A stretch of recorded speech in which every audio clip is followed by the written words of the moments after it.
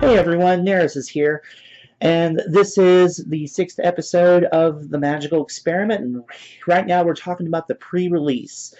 Did you have fun at your pre-release? I certainly had a great time at my pre-release, and I'll be showing you some photos. Well, I'll show you a photo of that I took. I meant to take some more, but I just didn't have enough time. Pre-release pack. I got one pretty much the same as everyone else did. If you didn't get a chance to come to it, you really missed out on a really awesome experience, and I'm really impressed with the quality of that they have gone with on the pre-release. If you don't recall, if you didn't go to any previous pre-releases, they used to have these pre-release packs that they would have some artwork, but they all generally looked the same, and it was very kind of boring. It didn't really have flavor to it. They had these little cards inside it and all that stuff, and then you couldn't really use it for anything. You couldn't use it as like a deck box or anything like that. And then in Battle for Zendikar, they came out with these new deck boxes, and this is kind of expanding on this idea. So, if you got one, if you didn't get one of these, look like this. Has everybody's favorite Planeswalker Jace on it. He's my favorite Planeswalker too, but I've already given my opinion on that. And take it out a little handy-dandy sleeve here, and looks like Tamio's journal. One of the things I really liked about this deck box is the fact that when you go to open it, it actually, there's no Velcro, there's no nothing. It's just what it is when you go to close it shut, you can just listen very carefully. Hear that little snap? That holds it in place. Watch this. Watch this. Let me do a little Tulare Community College here and just shake this thing and just show you how durable these things are. Well, it took a little bit of effort, but you see, I mean, it's actually pretty durable for a deck box. I mean, I like it. I think it did. I like this, and I'll actually use it in future events, stuff like that. I think that holding the cards and these kinds of things makes it so much more flavorful, and everyone use these things. And besides, having your own Tamio's journal, come on, that's just really cool. So, that being said, let's get started talking about the pre-release. I'm going to show you my card pool picture that I took during the event, and I'll also tell you a little bit about the experiences. It wasn't that. It was a pretty good experience. I had a really good time. A little crazy, in how the card pool went, but it is what it is. So I'm going to give you my match results first, and then I'll show you pictures I took during it and all that. So my first match, I won 2-0. I went up against an Orzhov deck, and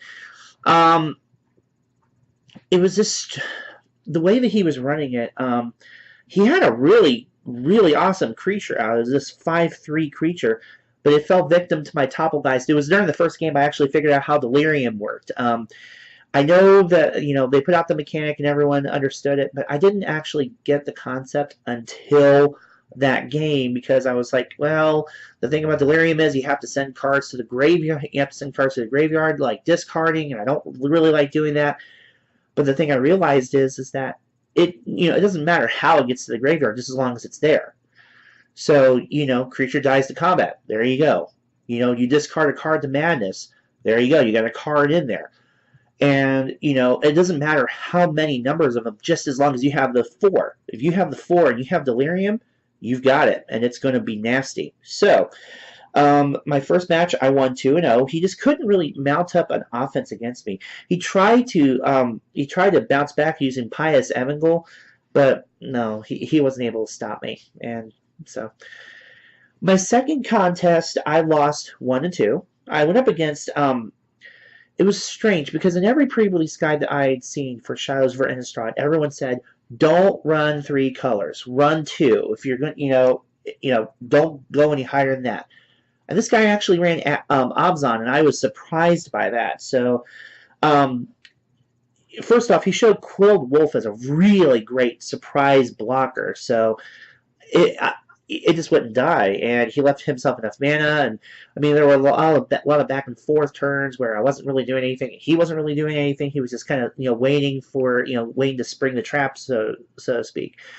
He won the first game. I won the second game. Just kind of rallied back, and he couldn't really stop me. And then we actually we forced the third game, and it went to time. And we had a good fight. He just outmaneuvered me. Nothing I could do about it. The third match, and it was the only one. We only did 3 rounds. The third match was a draw by choice.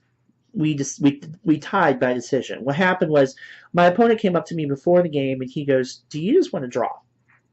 And I thought about it, and I was like, you know what? I wasn't even sure what he had, but I was like, you know what? If I draw, I can at least walk away with something. If I lose, I walk away with nothing. So I was like, you know what? Sure, why not? So we both intentionally drew, which meant that we were both going to guaranteed walk away with 2 packs, which was awesome. But what we did was we played a game just for funsies, and he was running Rakdos Vampires, and we both ended up taking a game. I mean, it was a great game. There was nothing at stake since we had both just decided to draw, but both of us just had really good pacing, and we were trading paint, so to speak. I ran Celestia, and if you know if you know about me, you know that's my ish. That's my bread and butter. Celestia is colors I most identify with. And the thing is, I actually wasn't aiming for it. It all came down to one card. It came down to I had Sigarda Heron's Grace, and I had enough humans that could justify running it. So I ran that. And in retrospect, I mean, I can't be upset about it because, I mean, it did the way it did. But I felt very pigeonholed in that regard, And, I mean, also, it didn't also help that my polls were very blah. They're very, oh, okay, so you pulled this, fantastic. There were other people that were polling ridiculous stuff. One person pulled both Jace and Sorin. I was like, whoa, really? Then there was another person who pulled 2 Avacens. It was like, man, he just made his money back and more. So, all in all, I mean, I felt like it was a good experience. Had a good time with it. So anyway, the general consensus that I got from people in regards to this set was that in terms of power, it was relatively low powered, and I could see that, but it had really fantastic flavor. And like I said, Delirium is a really good mechanic when used properly. You just have to kind of be aware of where things set. It's a pretty aggressive set in terms of creatures. Combo is not as prevalent as it has been. In terms of how it's going to interact with Standard, first of all, I'm pretty sure that vampires are going to be a bigger thing. Werewolves are probably going to have a little resurgence, but not really so much in Standard. We'll talk about where you're going to see werewolves really resurge. Other than that, I mean, the planes, I mean, I didn't see Arlencord. I did see Sorin. Actually faced Sorin in the second match, and I played the Abzan player. And, he is really good. And he can help decide a game, but he's not necessarily a game closer. Once again, you have to remember, when you look at Planeswalkers, you cannot look at them for their ultimates. You have to look at them for their first and second abilities. And that's what happened with me, and he just wasn't really... He wasn't really a game closer. He had plenty of support. The applications for Modern. First of all, there was quite a bit of human buff in Shadows for Innistrad with stuff like Thalia's Lieutenant and Odric, Lunarch Marshal, which I'm building a deck around him. And Vampires has got great synergies with Modern. I mean, I think that you're going to see a very aggressive Rakdos build with modern decks. Werewolves too. Oh my goodness. I actually, after attending Shadows for Innistrad pre-release, I actually came up with an idea for another deck tech, which is coming here soon, and we're going to talk about a modern werewolf deck. And that's coming. It's coming soon. The applications in terms of commander, we only had 5 legendaries, and none of them are necessary. You know, they're all okay. I would have to say, personally, I think that Odric is probably Odric and the Gitrog monster are probably the 2 strongest ones that people are going to build around. Although personally, I think that the Gitrog monster has a better spot in the 99 of some decks. Like I think that Marin would be good with the Gitrog monster. I think that Tassiger would be good having the Gitrog monster in the 99. I just don't think that it's necessarily something that you want to necessarily build everything around. Let's see, what else? What else can I tell you? Okay, so the MVP, I would have to say that the MVP of my card pool was, I have to say it was probably a toss-up between Topplegeist and Paranoid Parish Dwellers. And like I said, Delirium is actually really, really good. Once you figure it out, once you get it going, it can really, really help you. I also say that, you know, while I didn't necessarily like it, Abyssinian Priest became a lot stronger once I figured it out, because I had a really low-cost equipment in the deck, which was really awesome. It's Shard of Broken Glass, and it's a 1-drop. It's 1 to equip, and you know it gives +1, you know, +1/+0 to the buff, and you can mill 2 cards from the top of your deck whenever this creature attacks. You don't have to do it. I thought that was awesome, and it was, and it actually set up for me to play down the priest, play it, equip to it, and then flip the priest and exile something. So, you know, don't necessarily discount the Abyssinian Priest. I would say if you use it properly, it can be really effective. So with that in mind, I'm going to show you the card pool. I'm going to show you my pictures from it, and we'll go from there. This was the inside of Comic University. This is where I was playing. My buddy Casey is actually lowering his head so that you can't see his face. But this is where all of that began. This is actually a back room. The place I played at was Comic University, and Comic University actually had 2 other rooms that they were using, but this was the back room area, and there had to have been about 70-80 people there. But anyway, so this is where I was during the pre-release, during the start for it at least. Let's go ahead and get into what you guys are most curious to see, and that is my card pool. So we'll start with the black cards, and as you can see, my card pool, I mean, it was okay. People were like, well, why didn't you run vampires? And the answer to that question is that I really didn't have a whole lot of them. I had the Call to the Bloodline, and that was great, but it wasn't something that I just felt that I could really build around. And, you know, I had one Olivia's Bloodsworn, but again, it was just not necessarily something I felt that I could build around. I had in my pool, I had 1, 2, 3, 4. I had 3 vampires.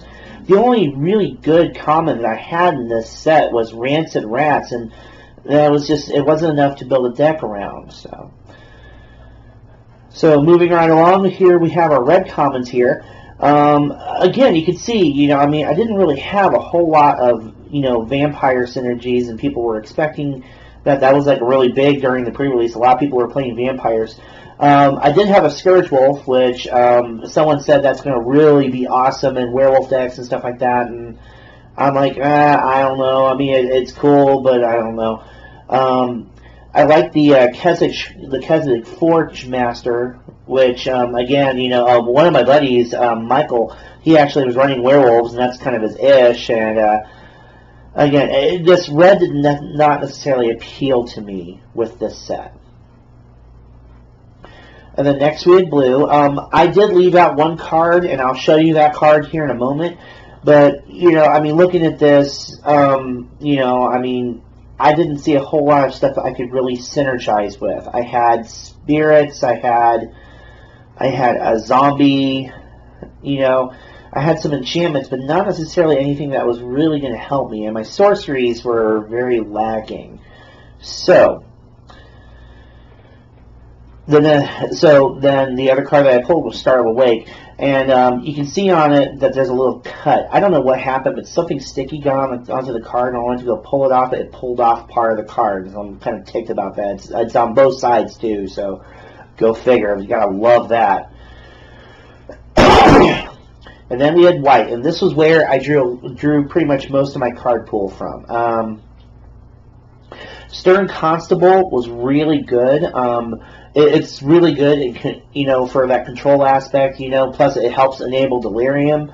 I would have to say that pretty much every card you see on here I used. Probably not so much the Apothecary Dice, but pretty much everything else on here I used at least once during the pre-release. And, you know, that was pretty much, you know, white was pretty much where I had the most gas on this. And then we move into the green here, and, you know, the Vessel of Nascency was okay, but it wasn't necessarily something I was building around. Clip Wings, I didn't really mainboard. I felt that, you know, it wasn't going to be a whole lot of flying, and there really wasn't. Pretty much everyone was on the ground. The Pack Guardian was kind of sitting on the sideboard, and so was the Deathcap Cultivator, because I ran Celestia green and white, so I really wasn't using it. So I did get quite a bit out of Confront the Unknown. I thought it was a pretty good common. And then we have your artifacts and the one Sigarda there. And Sigarda was actually, when I pulled it, I was like, this is probably what I'm going to end up building around, because it was the only real bomb that was really pulling out of it. And then you can see the Shard of Broken Glass that I mentioned earlier. And I also threw the Wicker Witch in there, because, you know, I mean, it's a 3/1 for 3. It's not bad, you know, I mean, it's a good blocker, and plus it'll help enable Delirium, so it was pretty good. And then the only lands I got, other than basic lands in the deck, was I got the Stone Quarry, the Highland Lake, and this Warped Landscape, and I used none of them because none of them really came into play with what I really needed for this deck. And then I just kind of wanted to recap. These are my rares that I pulled other than the Star of Awake. You may not be able to see it too well, but the foil promo was the Choked Estuary, and I'm still trying to figure out what I'm going to do with that. Sigarda, I'm probably not going to hold on to it. As much as I love it, I'm probably not going to hold on to it. Brain Jar, I thought that was cool, but I don't necessarily run a whole lot of sorceries, so I don't know. Scourge Wolf, probably going to trade that. Eerie Interlude, I don't know. I mean, I have a playset of those, so it doesn't really make sense to use the other one. But that in a nutshell, that is my card pool. So, you know, my question to you all is, what do you think? If you had this card pool, what would you run? You know, leave in the comments what you think you would build with what you would have built with the card pool. But that was my pre-release experience. Like I said, all in all, I had a really good time at pre-release. I felt that I had fun with this, and I mean, I walked away with 1-1-1, so it's not a losing record. So, all in all, pretty positive experience. Anyway, so I hope that you enjoyed this deep dive into the Shadows of our Innistrad pre-release, and I'll try to do this again in a future video too. Now, remember, while you can pick up your packs of Magic at Target or Walmart or really anywhere that you can pick up Magic, but you can't take part in a pre-release there. The only place that you can do that is at your local game store. And at that same place, you're going to find the same boosters, probably for just a few pennies more, but those pennies help keep the store going. They support the Magic community at large and support the store. So whenever possible, please try to spend your money on Magic at your local game store and support your local Magic community. Once again, just wanted to say thanks for watching. This is Neresis. Good luck and high five.